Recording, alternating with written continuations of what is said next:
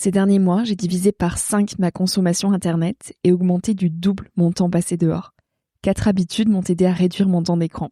La première, je prévois tous les jours des activités dehors. La deuxième, je ne regarde pas ou très rarement des séries, je privilégie la lecture. La troisième, je définis des temps précis à la connexion. Et la quatrième, la plupart du temps, mon téléphone est en mode avion. Et le petit bonus, c'est que récemment, j'ai souscrit à Télécoop. C'est le premier opérateur télécom coopératif en France, dont la volonté est de proposer un numérique plus sobre, plus éthique et plus respectueux des humains et de l'environnement. Leur modèle est coopératif, transparent et non axé sur l'exploitation des données, ni de la course à la consommation. En bref, Télécoop lutte contre la surconsommation numérique et l'obsolescence programmée. Depuis que je suis chez cet opérateur, j'ai surtout limité ma consommation Internet, puisque le forfait est dégressif et il incite à consommer moins de gigas en nous accompagnant avec tout plein d'astuces et d'outils. Alors maintenant, quand je suis connectée, je sais pourquoi. Et quand je déconnecte, je vis mieux. Pour en savoir plus sur Télécoop, rendez-vous sur le lien en description. Tout de suite, place à un nouvel épisode.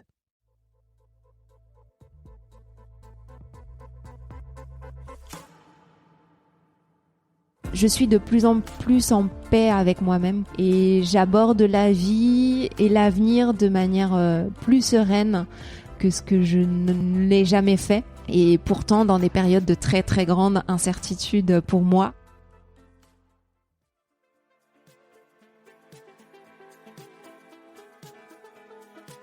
Hello, bienvenue sur Nouvel Œil. Je suis Victoria, j'explore la vie et l'émerveillement sous toutes ses formes.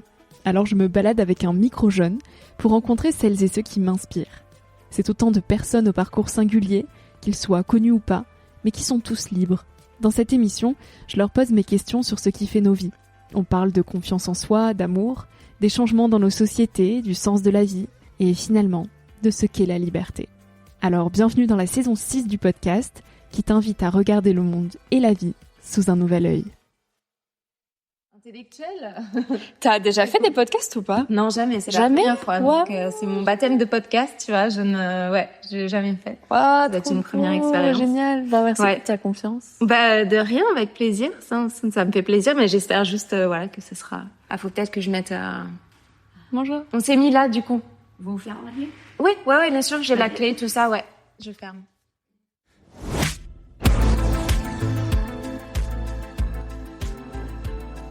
Quand j'étais plus jeune, comme beaucoup de petites filles, je voulais être danseuse étoile.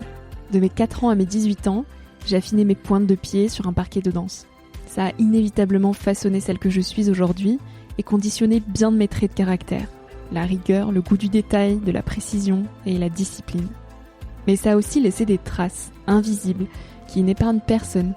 C'est le cas pour la danse, mais aussi pour tellement d'autres sports, qu'ils soient pratiqués en compétition ou pas. Et c'est surtout le cas pour nos vies quotidiennes. Aujourd'hui, rien ne semble jamais assez. La barre est toujours trop haute et pourtant jamais aussi haute qu'on l'aimerait. On est souvent les premiers et les seuls à nous infliger des critères de réussite et d'excellence qui sont inhumains. Et tous, nous sommes façonnés par notre environnement extérieur. Alors j'ai voulu rencontrer Claire Longchamp. C'est une des rares danseuses professionnelles qui pratique son métier dans un environnement sain. Depuis 13 ans, elle danse au Ballet Malandin, une compagnie qui respecte l'humain, le corps et la santé mentale des danseurs. Avec ces mots, Claire nous plonge avec justesse dans le quotidien d'une danseuse professionnelle, de ce que cela implique, des joies et des sacrifices qui en découlent. À travers sa pratique, Claire ouvre la pensée sur autant de sujets qui nous touchent toutes et tous. Notre rapport au corps, à l'exigence, au perfectionnisme, à la compétition et à la douceur. Bref, autant de sujets dont on parle dans cet épisode.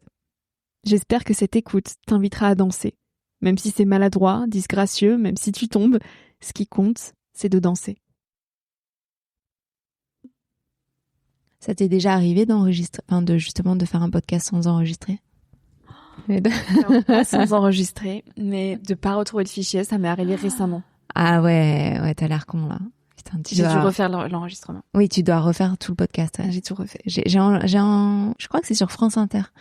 Une des journalistes, je sais plus qui disait ça, qui racontait ça, qui fait des interviews de personnalités et qui racontait qu'un jour ça lui était arrivé et qu'elle avait pas enregistré, quoi. Là, normalement, ça devrait aller. Il y a la carte, il y a tout ce qu'il faut, il y a la batterie, donc normalement, ça devrait enregistrer. Ça devrait fonctionner. Mais la dernière fois, tout fonctionnait aussi, donc oui, c'est juste que t'égares le ouais. fichier. Et ben, on y va si tu es prête. Ouais. C'est parti. Avec plaisir. Bonjour Claire. Bonjour Victoria. Merci de m'accorder ce précieux temps. On est au ballet Malandin à Biarritz, dans lequel tu danses depuis plus de 12 ans, je crois. Ouais, quasiment 14 ans, ouais, maintenant. Donc on peut te décrire comme danseuse, mais au-delà de cette casquette-là, comment est-ce que toi, tu aimerais te présenter aujourd'hui ? Comment je pourrais me présenter ? Je dirais que je suis une artiste avant tout, et danseuse, c'est une forme de l'art, et c'est ma discipline principale, mais je suis surtout... j'aime bien dire que je suis danseuse-interprète, voilà, parce qu'il y a une vraie différence entre chorégraphe et danseuse. Et moi, j'ai toujours envisagé ma carrière, en tout cas la manière dont je pratique mon art, au service d'un chorégraphe. Et c'est ce que je fais ici à Biarritz depuis maintenant 15 ans. C'est-à-dire que je mets mes compétences, mes qualités, en tout cas mon énergie et j'espère un peu de talent au service de Thierry Malandin, qui est mon chorégraphe pour lequel je danse depuis 15 ans ici à Biarritz. Tu parlais d'interprétation. Comment on fait justement pour s'approprier et rendre personnels des mouvements qui ont été, entre guillemets, déjà dessinés par, là en l'occurrence, Thierry Malandin ? Alors, c'est la vraie particularité de travailler pour un chorégraphe, c'est-à-dire qu'il y a un vrai travail de création qui s'opère en studio. Et c'est aussi la raison pour laquelle les 22 danseurs que nous sommes au sein de la compagnie sont aussi différents et hétérogènes. Thierry a à cœur de prendre des danseurs qui ont des physiques, des particularités très spécifiques. Et contrairement à des compagnies qu'on va dire de ballet comme l'Opéra de Paris, ou par exemple il peut y avoir un corps de ballet où là on essaye d'avoir 30 filles qui soient vraiment similaires, un petit peu qui sont issues du même moule.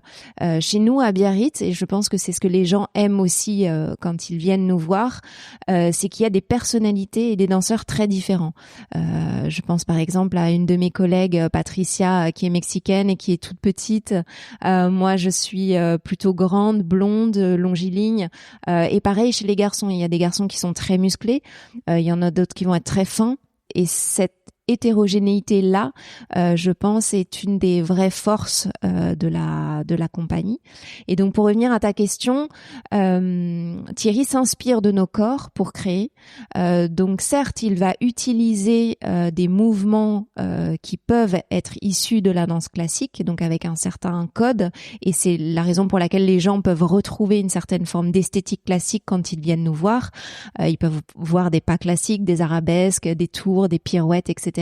Mais Thierry va vraiment les ciseler à partir de nos corps. Donc quand on entre dans le studio dans une période de création, on ne sait jamais quel mouvement on va être amené à effectuer.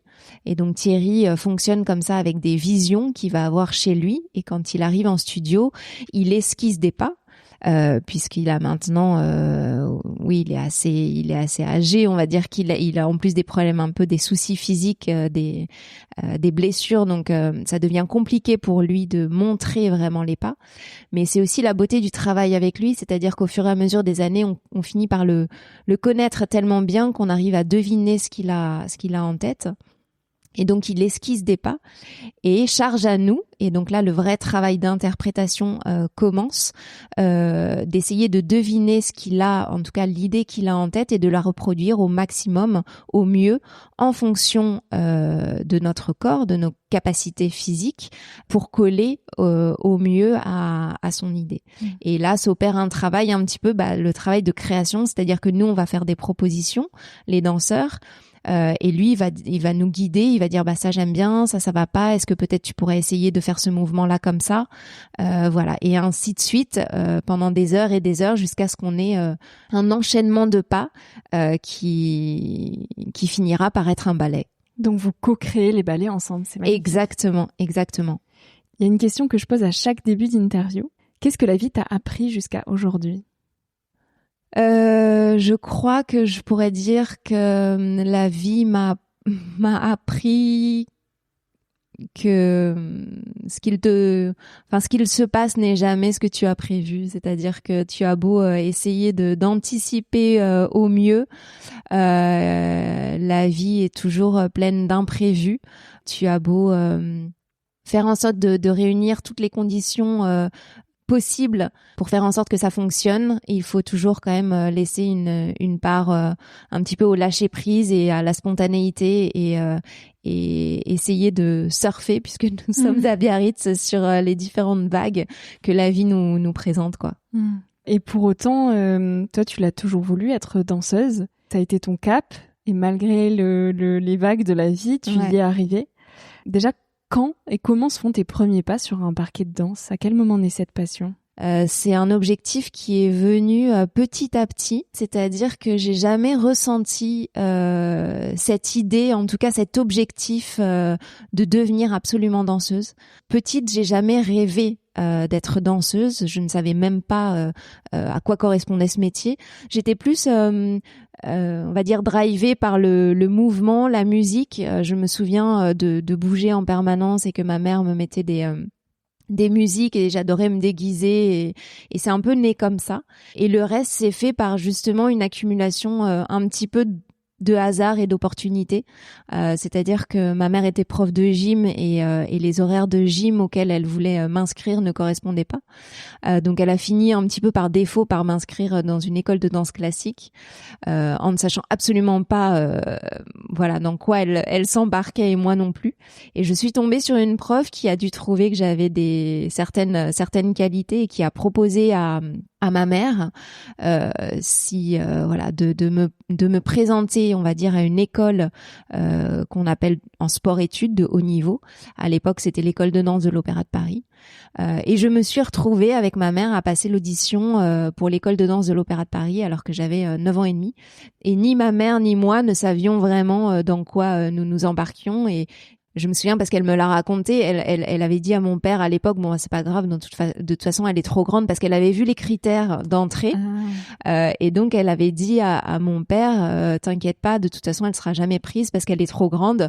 Donc, au moins, on la laisse faire l'audition, comme ça, elle sera contente. Mais tu as été prise. Et le fait est que j'ai été prise. À 10 ans, du coup. Voilà. C'est à 10 ans que tu as intégré l'école de danse de l'Opéra de Paris. En sport-études, ouais. Et quand tu y arrives, comment est-ce que tu te sens? Est-ce que de suite tu tombes dans la comparaison aux autres petites filles en te sentant moins bien? Bah, ça a été une période très difficile parce que déjà j'étais en internat, donc à 9 ans et demi on est un petit peu déjà un petit peu arraché de sa famille, donc cette première coupure est forcément un petit peu difficile.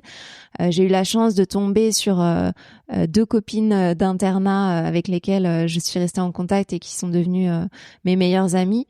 Mais c'est vrai que l'enseignement, et je parle de ça il y a quasiment plus de 20 ans maintenant, on va dire que c'était un peu la vieille école et la pédagogie n'était pas voilà est-ce qu'elle est aujourd'hui, c'était un petit peu à la dure. Donc c'est toujours un peu compliqué de l'évoquer aujourd'hui, c'est-à-dire qu'à la fois il y a des bons côtés, puisqu'évidemment ça m'a donné une formation de qualité qui m'a permis après d'avoir les bases de la danse classique, parce que à cet âge-là en fait très rapidement l'école va nous former, nous formater, et en même temps je prends conscience avec le temps que ça a quand même surtout formaté voilà mon état d'esprit et il y a je conserve certaines lacunes de cette époque-là où l'enseignement était drastique. On avait une audition chaque année, un examen pour passer à la classe supérieure. Il y avait aucun discours, aucune pédagogie des professeurs. C'était une feuille qu'on collait sur la vitre avec simplement le nom des filles qui étaient retenues et le nom des filles qui étaient exclues, sans aucune explication. Et c'était des critères à cet âge-là qui restaient encore très physiques. Donc forcément, moi j'ai toujours été trop grande, donc je suis malheureusement jamais rentrée dans le moule de l'Opéra de Paris, et c'est pour ça que je n'ai fait que 3 ans et demi. Au bout de 3 ans, j'ai été remerciée, pour ne pas dire virée, et j'ai poursuivi mon parcours au Conservatoire national supérieur de Paris. Mais lesquelles de ces lacunes justement tu gardes aujourd'hui? Quelles marques, quelles empreintes ça a laissé en toi? Moi, je dirais que à mon âge, je pense que la plus grosse lacune, ça va être le manque de confiance en moi. C'est-à-dire qu'en fait, on se construit en permanence dans la négativité. On se rend pas compte à quel point cet état d'esprit peut nous impacter en grandissant, mais on parle quand même de petites filles de 9 ans que l'on met quasiment nues, enfin parce qu'on est en collant rose et en juste au corps devant un miroir en pied. Quasiment personne ne se regarde en pied tous les matins. Et le principal travail va être en gros de nous regarder et de nous fixer sur les défauts. Voilà. Donc en fait, cet état d'esprit-là, on va malgré tout l'appliquer dans notre vie de tous les jours, et le rapport évidemment au corps et au physique va être un peu biaisé par la discipline et par cette manière de nous percevoir à travers notre image et les défauts, et au détriment des qualités qu'on peut éventuellement avoir. Et tout notre travail va être construit autour de corriger ces défauts-là au lieu d'essayer de parfois mettre en valeur certaines de nos qualités, quoi. Et comment est-ce que toi, tu voyais ton corps à cet âge-là ? Alors moi j'ai toujours été très complexée, j'ai eu un rapport au corps très compliqué, mais parce que j'étais pas dans la norme, parce que j'étais trop grande, parce que j'ai été formée beaucoup trop rapidement par rapport aux autres. C'est en grande partie les raisons pour lesquelles je n'ai pas été j'ai été renvoyée parce que j'étais déjà trop formée et je parle de ça, oui, j'avais 12 ans par rapport aux autres, donc forcément on développe des complexes à ces endroits-là, et que j'ai traîné bon an mal an toute ma vie, et que j'arrive doucement et difficilement à 37 ans à lâcher un petit peu, mais c'est un travail personnel de longue haleine, et c'est aussi, je dirais, grâce à mon environnement. Et là, je parle du Malandin Ballet Biarritz, donc compagnie dans laquelle je suis depuis 15 ans, et au regard de mon staff, de Thierry Malandin, mais aussi des maîtres de ballet et du staff administratif, de me prendre pour ce que j'étais et de faire de mon corps une force et une qualité. Et à partir de ce moment-là, j'ai compris que mes différences, qui étaient des défauts pour l'Opéra de Paris, pouvaient être des forces grâce au regard d'un chorégraphe qui savait les utiliser, les mettre en valeur. Et où est-ce que tu as trouvé justement la force en toi pour y croire et pour te dire que tes différences un jour seront tes forces, là où 3 ans après avoir intégré l'Opéra de Paris, on te vire? Je pense que c'est une succession de personnes, de professeurs qui m'ont tenu la main et qui m'ont pas lâché. Et je pense à une de mes professeurs, Jennifer Goubet, avec laquelle j'ai fait 1 an de transition entre l'Opéra de Paris et le conservatoire, qui, elle, m'a juste récupéré en miettes et m'a reboosté psychologiquement pour intégrer le conservatoire. Ensuite, tous mes professeurs au conservatoire.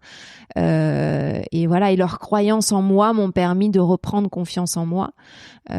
Et après ça, en rentrant dans les compagnies, les différentes compagnies dans lesquelles j'ai travaillé, déjà il y a la confiance des directeurs qui te donnent un contrat, et après il y a la confiance des chorégraphes qui t'apprennent justement à utiliser ton corps et à te dire que si tu es différente, ça peut être une force, et qui vont te trouver des mouvements qui vont t'aller plus que essayer de rentrer dans le moule des pas classiques dans lesquels je me suis jamais vraiment bien sentie, quoi. Et à quel moment tu te dis finalement que la danse, ça pourrait être le centre de ta vie ? Est-ce qu'on te dit mais la danse c'est pas un métier, ou c'est pour les autres, c'est pas pour toi ? En fait, je me le suis jamais vraiment dit, mais encore une fois, c'est venu petit à petit et un peu en creux. C'est-à-dire qu'en fait, je me souviens que tout mon parcours, tout mon cursus scolaire a été tellement difficile, parce qu'en fait, chaque année, on est remis un petit peu sur la sellette, puisque chaque année, que ce soit à l'opéra ou au conservatoire, on a un examen pour passer dans la classe supérieure. Donc il y a une sélection qui s'opère, et chaque année, on a certaines de nos collègues qui sont renvoyées. Et chaque année, je disais à ma mère, mais cette année, je vais jamais passer, je vais jamais réussir, c'est pas grave, j'arrête, c'est trop dur, etc. Et pareil au moment des auditions, c'est-à-dire qu'à 18 ans, il faut absolument trouver du travail. Et j'ai dû passer peut-être plus d'une centaine d'auditions avec des réponses négatives avant d'avoir une réponse positive. Et donc c'est autant d'échecs sur le moment qui te poussent à arrêter. Et donc à l'inverse, ça a été vraiment, je sais pas, c'est quelque chose d'instinctif de se dire bon allez, quand même, j'essaye encore une fois, peut-être que j'ai une chance quelque part, et de ne jamais lâcher. Et j'ai jamais vraiment trop compris d'où cette force venait, mais je pense que c'est la passion, quoi, au final.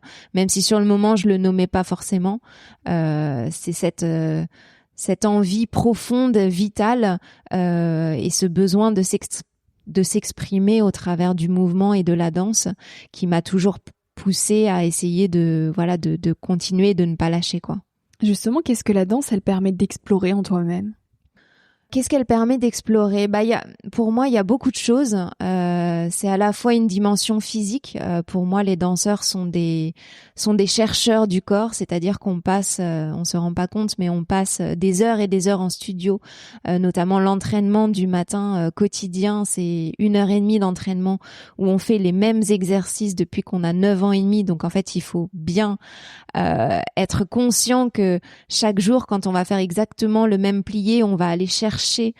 C'est très intellectuel, on se rend pas compte, mais c'est un travail de recherche quotidien, de sentir chaque micro-mouvement, chaque micro-cellule de notre corps et d'avoir une hyper conscience comme ça de notre corps qui nous permet de toujours être dans cette quête sans fin d'une amélioration en vue d'atteindre un objectif de perfection qu'on n'atteindra jamais. Mais du coup, cette quête-là est sans fin et peut nous tenir jusqu'à la fin de nos jours. Et à la fois une dimension vraiment intellectuelle, c'est-à-dire que moi, j'y trouve un espace de liberté, un espace d'expression. Pour moi qui suis assez introvertie dans la vie de tous les jours, c'est vrai que sur scène, j'ai l'impression d'être face à une page blanche dans laquelle je peux vraiment exprimer toutes les émotions qui peuvent me traverser dans la vie de tous les jours. Et c'est un vrai espace de liberté et d'expression que je n'ai pas forcément au quotidien, et presque un peu une fonction de catharsis où je vais pouvoir lâcher toutes ces émotions contenues du quotidien, quoi. Et cette quête justement sans fin du geste qui n'est jamais aussi précis, qui n'est jamais assez loin, qui n'est jamais de la jambe qui n'est jamais assez haute, est-ce que ça peut être aliénant au bout d'un moment ?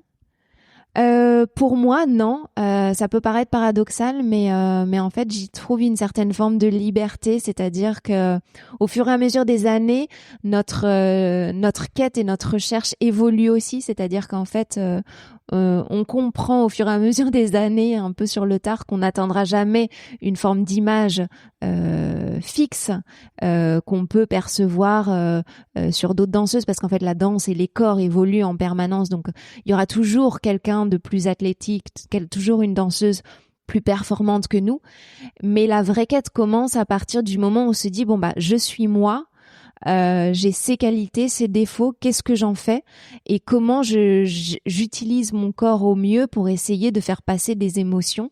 Et donc c'est là où on revient un petit peu en arrière sur une forme de quête de performance, et on va chercher plus de charisme, d'ancrage, d'authenticité dans le mouvement, et moi j'ai l'impression que plus je deviens mature, plus je vieillis, plus en fait ma recherche va s'opérer à des endroits minimes. C'est-à-dire que au lieu d'essayer de faire une arabesque parfaite, je vais plutôt me dire comment je peux rentrer en scène en marchant, en ne faisant rien, et qu'on ne voit que moi. Et en fait, pour moi, cette quête-là, c'est presque la plus difficile. Parce qu'on aura beau faire une arabesque derrière la tête, c'est pas ce qui va faire, pour moi, en tout cas aujourd'hui, que l'artiste ou la danseuse va attirer le regard. Par contre, le charisme, et ça on peut le voir dans la vie de tous les jours, dans la rue, pourquoi on se retourne sur certaines personnes, pourquoi sur scène notre regard est attiré par quelqu'un, et c'est ça qui, moi, me fait vibrer dans la quête du quotidien, c'est-à-dire comment je vais pouvoir rendre mon plié alors que peut-être je vais le faire moins bas qu'il y a certaines années, mais qu'est-ce qui va le rendre absolument fantastique et éblouissant. Et je pense vraiment, je suis convaincue en voyant des exemples de danseurs un peu matures, qu'on peut avoir un mouvement en tout cas incarné, alors que ça va être un simple mouvement du quotidien, quoi. Et en quoi justement cette hyper-conscience, cette hyper-vigilance du corps, des gestes, elle peut déteindre sur ta vie au quotidien ? Est-ce que tu vois que tu as une vision parfois plus fine de certains détails auxquels on passe à côté la plupart du temps ? Certains détails, oui, j'ai l'impression d'être très observatrice et c'est vrai que dans la vie de tous les jours, j'ai tendance à beaucoup regarder, observer les gens, mais je dirais que c'est plus un rapport à la beauté. Alors je sais pas si c'est propre à la danse, je pense que c'est plutôt propre aux artistes de manière générale. C'est plutôt une manière de voir la vie et comment arriver à être touché et à percevoir des instants de magie qui se produisent au quotidien. Oui, un couple de personnes âgées qui va se promener main dans la main, je vais trouver ça absolument magnifique et c'est un geste que je vais pouvoir essayer de reproduire sur scène. Je me souviens qu'à une époque, je devais incarner une personne un peu très âgée, une sorte de sorcière dans un des ballets de Martin Ariag, qui est le jeune chorégraphe qui vient d'être nommé à la tête du CCN. Et pour ce faire, je me suis beaucoup inspirée des personnes âgées dans la rue. Donc en fait, ça va être plutôt le regard qu'on va porter au quotidien dans notre vie qui va être perçu de manière différente grâce à notre pratique quotidienne, je pense. Donc la danse se déteint sur toute ta vie au final. Oui, je pense, ouais. En tout cas, la danse, je sais pas, mais le rapport à la beauté, à la poésie, à l'art, c'est certain, et le rapport au mouvement. Je trouve des gens dans la vie qui bougent de certaines manières, et pourtant c'est des gestes du quotidien, mais qui vont déjà être les prémices de la danse, quoi. Et en quoi le rapport aussi à l'exigence et à la rigueur il déteint sur peut-être d'autres sujets de ta vie au quotidien? Est-ce que tu sens que tu as... Là, je parle aussi pour moi, j'ai fait beaucoup de danse classique pendant 16 ans et je vois que l'hyper-contrôle que je peux avoir sur plein de sujets de ma vie, il est intimement lié à ces heures de danse classique. Oui, bien sûr, c'est très ambivalent, c'est-à-dire que ça a des bons côtés et des mauvais côtés. C'est ce rapport à l'exigence et l'incapacité à accepter le juste milieu, quoi, et le côté un peu tiède et modéré peut avoir une vraie incidence, en tout cas dans notre vie du quotidien. Moi, je vois que je suis quand même assez perfectionniste quand je m'investis dans les choses, ou dans des projets. Je les investis toujours à fond et parfois je me dis non mais c'est complètement absurde de s'investir autant alors que je vois bien que d'autres personnes à côté les font plus en dilettante. Et parfois, je trouve ça pas assez. Je suis hyper exigeante envers moi-même et du coup, je suis hyper exigeante envers les autres. Et parfois, je m'inspire des autres aussi en me disant non mais là Claire, tu vas beaucoup trop loin. Enfin, tu pourrais te permettre de lâcher un peu prise et de te lâcher la grappe parce que c'est aussi se mettre une pression et une charge mentale qui parfois sur certains sujets n'est pas nécessaire. Donc, tu l'apprends là, ce lâcher prise? Oui, doucement. Je dois dire qu'en ça, j'ai eu un vrai shift autour de mes 30 ans où j'ai une vraie blessure qui m'a obligée à complètement reformater mon état d'esprit par rapport à ma pratique et du coup par rapport à ma vie au quotidien et à faire un vrai travail psychologique sur cette hyper exigence que j'ai envers moi-même, envers mon corps et envers mon environnement, que ce soit matériel ou les gens qui m'entourent. Oui, on a un vrai travail à faire, nous les danseurs, de lâcher prise et je pense pour nous apporter un peu de légèreté et en même temps, je trouve aussi que ça nous apporte certaines compétences que d'autres peut-être personnes qui ont eu une vie ce que j'appelle normale, en tout cas une éducation plus normale, n'ont pas, c'est-à-dire une force de travail, une résilience, une discipline qu'on acquiert au fur et à mesure des années et qui nous est naturelle et inhérente et qu'effectivement on applique partout dans n'importe quelle situation, quoi. Il y a un autre rapport, c'est celui aussi aux autres et notamment à la compétition. Comment est-ce que toi tu te positionnes par rapport à ça? Comment tu te positionnais petite et comment tu te positionnes aujourd'hui? Alors moi je déteste la compétition.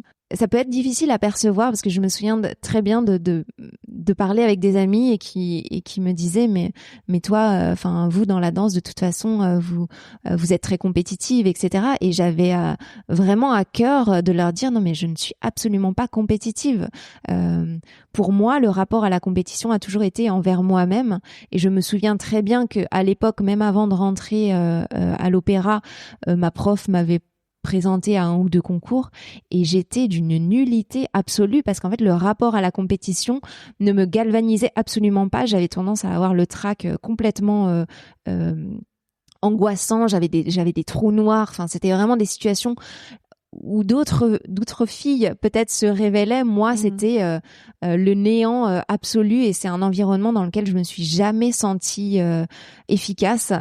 Donc c'est difficile à croire parce qu'en fait, j'ai passé ma vie à être en compétition avec les autres parce que chaque année pour passer dans la classe du dessus, il fallait être meilleur que les autres.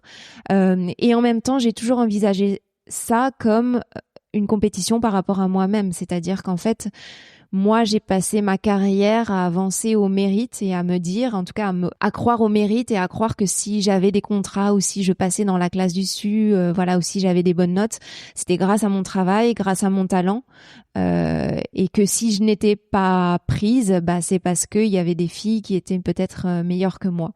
Donc oui, j'ai un rapport à la compétition très très étrange. En tout cas, du moins, je ne me sens absolument pas compétitive. Je déteste la compétition. Je fuis tout ce qui est en rapport à la compétition. Et dès que je dois être en compétition avec quelqu'un, je me sens très mal à l'aise. On arrive aux questions de la fin, Claire. Ouais. Est-ce que tu te sens à ta place aujourd'hui ? Est-ce que je me sens à ma place ? Oui. Oui, clairement, c'est un travail de longue haleine et je pense qu'il n'est jamais fini. Et un peu comme en danse, je trouve que c'est ce qui fait aussi le sel et la beauté de la vie, c'est-à-dire que c'est une quête perpétuelle et on apprend qu'en fait, il n'y a pas d'aboutissement, il n'y a pas d'objectif. Ce qui est le plus important, c'est la manière dont on va traverser la vie avec ses hauts, ses bas et qu'est-ce qu'on en fait avec ce qui nous est donné à l'instant T et d'arriver à naviguer, à traverser ça. Donc aujourd'hui, oui, je suis à ma place, mais je ne sais pas demain. Et hier, j'étais sûrement à ma place aussi, sans forcément savoir que j'y étais. Mais en tout cas, je suis de plus en plus en paix avec moi-même pour revenir sur les sujets un peu précédents. Et j'aborde la vie et l'avenir de manière plus sereine que ce que je ne l'ai jamais fait. Et pourtant dans des périodes de très très grande incertitude pour moi.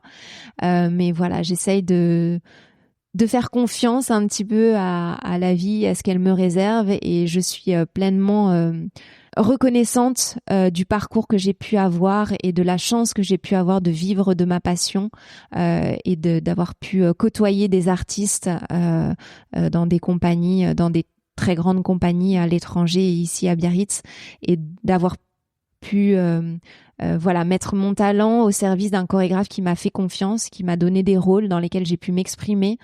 Et en ça, oui, je me sens pleinement épanouie et à ma place. Et j'ai pas ce sentiment de manque. En tout cas, j'ai l'impression d'avoir traversé ma carrière de manière la plus pleine et entière possible.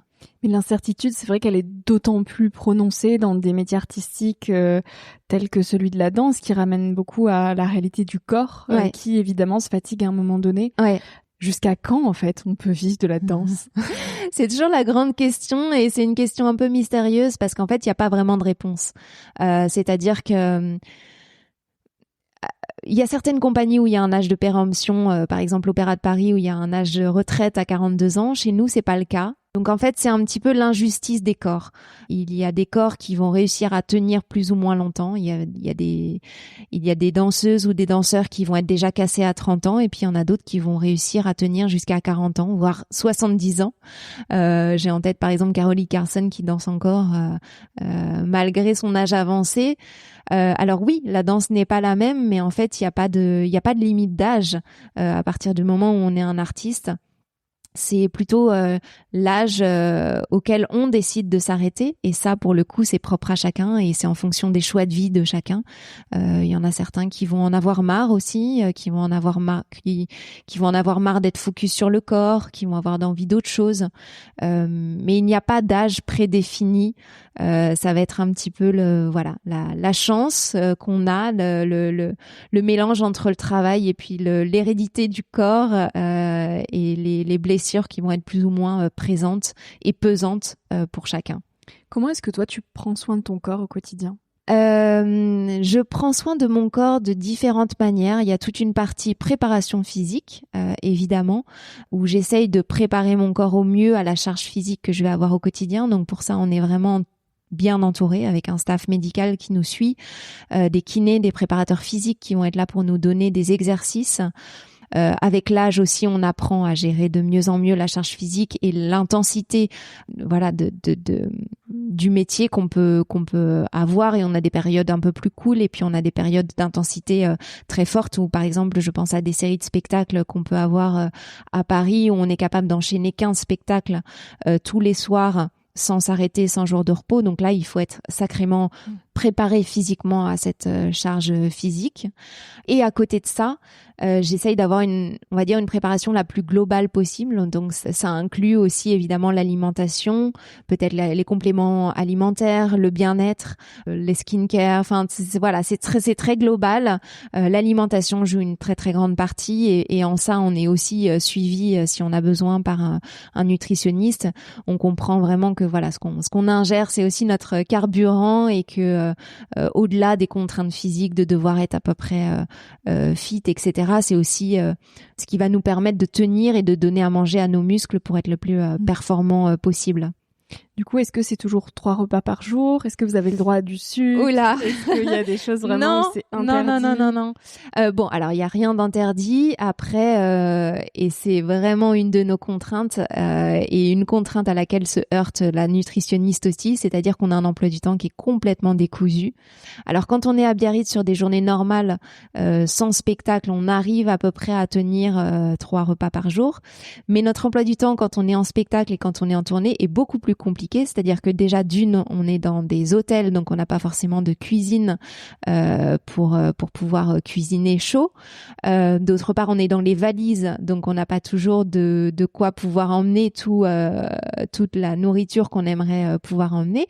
Et on a un emploi du temps complètement décousu, c'est-à-dire qu'on va commencer la journée à 14h, on va travailler jusqu'à 18h puisqu'on fait la classe à 14h. Ensuite, on a ce qu'on appelle un filage. Donc, on file le ballet en entier sans s'arrêter comme le spectacle. À la suite de ça, on a une période de correction avec Thierry où on reprend, etc., des choses qui n'ont pas été pendant le filage. On a une pause de 2 heures, donc de 18, on va dire, à 20h. Et à 20h, on a le spectacle.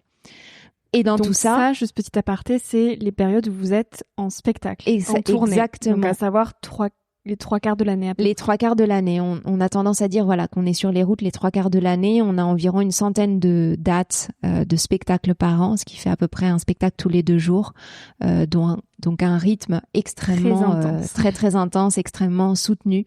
Et autant de travail qu'on ne voit pas, de fourmis qu'on ne voit pas quand on vient voir un spectacle sur scène. Donc à 20h, le spectacle commence. Le spectacle commence et on finit assez tard puisqu'on peut finir vers 22h, 23h. Après ça, il y a encore une partie de récupération. Il faut prendre sa douche, il faut rentrer à l'hôtel, donc on n'est pas rendu avant minuit. Et dans tout ça, il faut caler des repas. Donc c'est là où on va avoir des repas un peu plus fractionnés en fonction de chacun, parce que évidemment on peut pas, ça paraît logique, mais on peut difficilement ingurgiter un plat de pâtes 1 heure avant de rentrer en scène, parce qu'il faut à la fois rentrer dans le costume et à la fois ne pas se sentir trop lourd. Donc on a plutôt tendance à grignoter. Il y a certaines personnes aussi qui ont du mal à manger après le spectacle.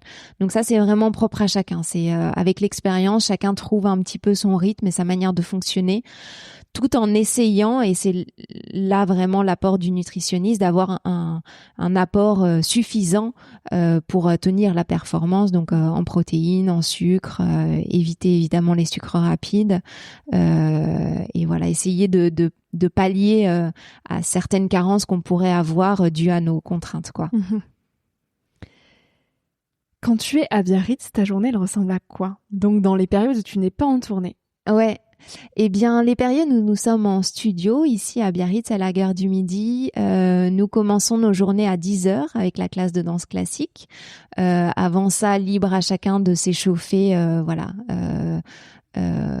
comme il veut. Ça peut aller jusqu'à 1h30 avant pour ma part, ou 5 minutes avant le début de la classe pour certains.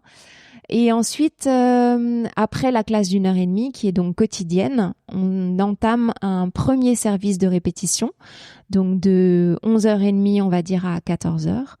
À 14h, nous avons une pause déjeuner d'1 heure jusqu'à 15h et on entame le deuxième service de répétition jusqu'à 17h45. Voilà, donc ça fait environ 6 heures d'entraînement quotidien, 6 jours sur 7 quand on est à Biarritz. Ce qui est énorme. Ouais. Et est-ce qu'à côté, tu as du temps pour, ou l'envie, ou si déjà ton corps peut, pour faire d'autres sports? Je pensais notamment au surf, qui est quand même un sport dangereux. Tu habites à Biarritz, est-ce que tu as le droit de mettre ton corps dans une situation dangereuse? Alors, oui et non. C'est-à-dire que contrairement à certains sportifs sous contrat, je pense par exemple aux rugbymen qui sont vraiment contraints par leur contrat de ne pas pratiquer de sport extrême ou dangereux, nous, rien n'est écrit vraiment dans le marbre dans notre contrat, mais ceci dit, les enjeux sont tels que globalement, on a un peu une autodiscipline de ne pas pratiquer ces sports-là parce qu'on sait que derrière, si on a la moindre blessure, ça peut mettre en péril une année, voire plusieurs années de danse. Donc ça, c'est vraiment propre à chacun et au goût du risque de chacun. Certains vont pratiquer le ski parce qu'ils le pratiquent depuis tout petit et qu'ils sont assez à l'aise pour pouvoir prendre ce risque-là. D'autres danseurs pratiquent le surf, ce qui n'est pas mon cas. Mais c'est plus lié à la peur des vagues plutôt qu'à la discipline. Voilà. Mais par contre, oui, non, je vais essayer j'aime beaucoup la randonnée, par exemple, donc je vais essayer de m'aérer, de partir un petit peu dans l'intérieur du Pays Basque. Alors, c'est difficile d'avoir une pratique vraiment régulière et quotidienne de sport parce qu'on a un emploi du temps tellement décousu avec les tournées qu'on peut pas s'abonner à une salle de sport, etc. Mais on peut occasionnellement pratiquer, je pense par exemple au pilates ou au yoga, qui sont des disciplines clairement complémentaires pour nous danseurs et qui sont très efficaces. Donc voilà, on essaye de pratiquer un petit peu quand on peut, quand on a du temps libre et qu'on est à Biarritz. Et vous avez des week-ends? Ça nous arrive d'avoir des week-ends qui ne tombent pas toujours sur des week-ends. Voilà, c'est un peu la contrainte, c'est-à-dire que, et puis en fonction des saisons, ça va toujours être différent. Ils essayent évidemment au maximum de nous donner des vrais week-ends, mais c'est vrai que la contrainte se fait plutôt à partir des tournées et des dates qu'on vend.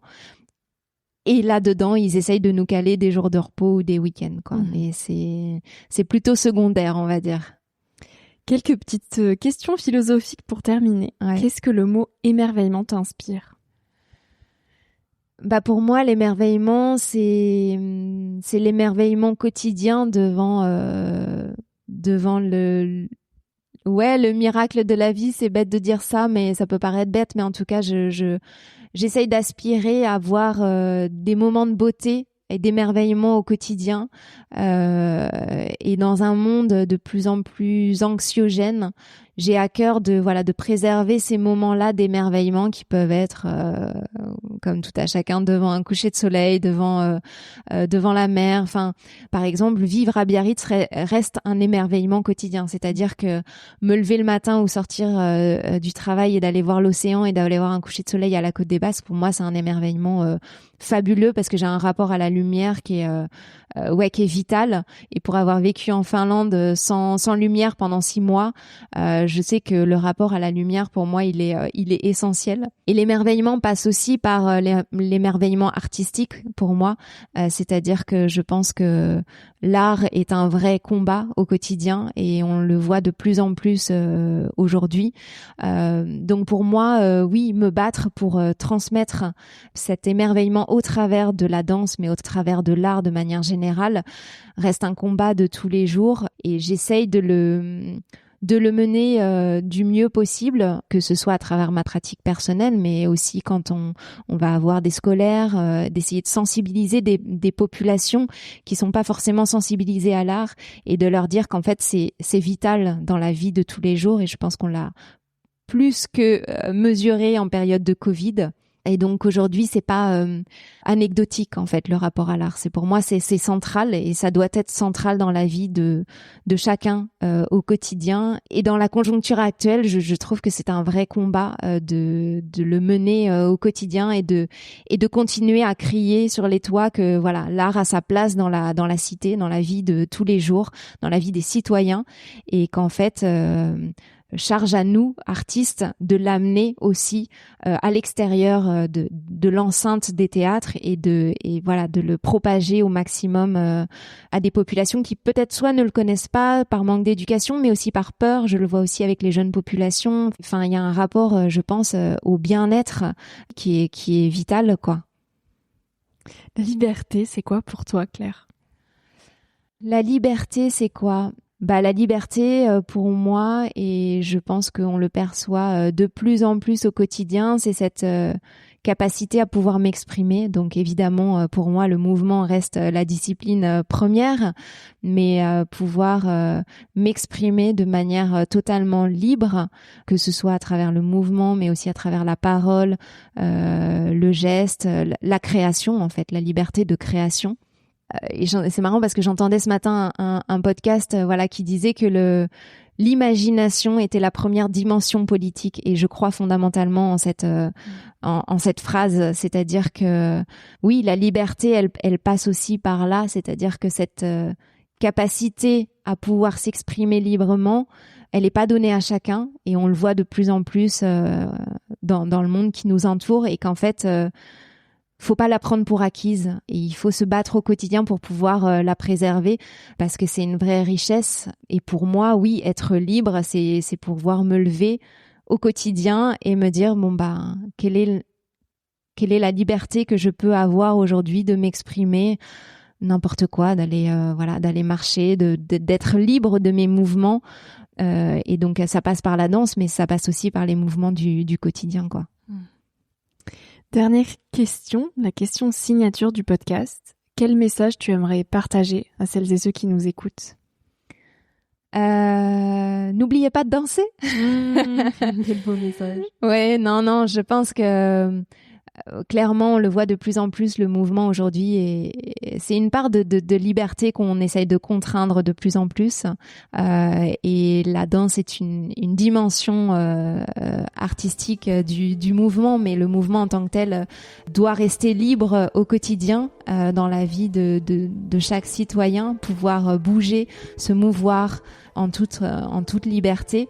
Et donc oui, n'oubliez pas de danser, parce que pour moi, la danse est le langage universel, au-delà des langues, à travers laquelle les humains ont pu communiquer depuis la nuit des temps. On sait tous que la danse et le mouvement est apparu bien avant le langage parlé, et que pour moi, c'est vraiment un langage primaire universel, et que ça nous permet, et aujourd'hui, plus que jamais, de rester en lien les uns avec les autres, et pour l'avoir pratiqué au quotidien dans différentes formes d'événements artistiques, j'ai pu voir à quel point c'était source de bien-être et libérateur pour les gens de pouvoir danser librement, sans être contraint par aucune contrainte physique, et je parle de ça à n'importe quel âge, c'est-à-dire des enfants qui vont s'exprimer à 3 ans, et des personnes âgées qui vont ne serait-ce que juste bouger le petit doigt parce qu'ils sont en fauteuil roulant. Pour moi, c'est le plus beau des langages, et je trouve qu'il y a une capacité à faire passer des émotions bien plus fortes parfois qu'à travers le langage. Magnifique. Merci beaucoup, Claire, pour tous ces partages. C'est passionnant. Merci. Merci à toi pour ton écoute jusqu'ici. Si ce moment t'a plu et nourri, je t'invite à le partager à qui en aurait besoin. J'anime et produis cette émission seule depuis 6 ans, et pour encourager mon travail, tu peux laisser quelques étoiles et un commentaire sous l'épisode, et en faire une story sur Instagram en identifiant Nouvel Oeil. On peut aussi se retrouver sur Substack. J'ai écrit une newsletter, 1, 2, 3 Soleil. J'essaie d'y déposer autant d'amour que de bribes d'inspiration pour construire une pensée loin de l'instantanéité des réseaux sociaux. On est déjà toute une jolie communauté de soleil, et tu pourras t'inscrire au club lecture que j'anime tous les mois. Voilà, merci pour tout, et en attendant le prochain épisode, je te souhaite de savourer la vie comme il se doit, et surtout, de faire des choses folles.